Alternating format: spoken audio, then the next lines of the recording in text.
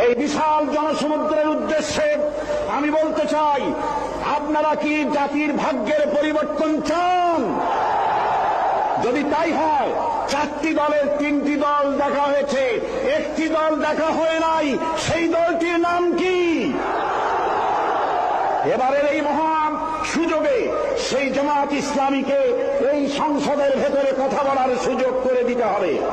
আল্লাহ রাব্বুল আলামিন তার কোরআনে কারীমের মধ্যে ইরশাদ করেছেন, ইন্নাল্লাহা লা ইউগাইয়িরু মা বিকওমিন হাত্তা ইউগাইয়িরু মা বিআনফুসিহিম। নিশ্চয়ই আল্লাহ পাক কোন জাতির ভাগ্য পরিবর্তন করেন না যতক্ষণ পর্যন্ত সেই জাতি তার ভাগ্য নিজেরাই পরিবর্তন করতে সচেষ্ট না হয়। ভাগ্য পরিবর্তনের জন্য প্রয়োজন দেশের প্রচলিত আইনের পরিবর্তন, আর সে আইন হতে হবে আল্লাহ রাব্বুল আলামিনের আইন।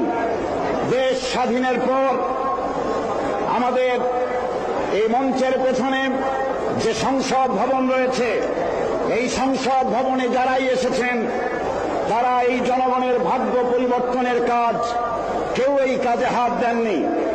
অবশ্য আমাদের দেশে আর কোন জিনিসের উৎপাদন কম আর বেশি হোক না হোক, রাজনৈতিক দলের উৎপাদন খুবই বেশি।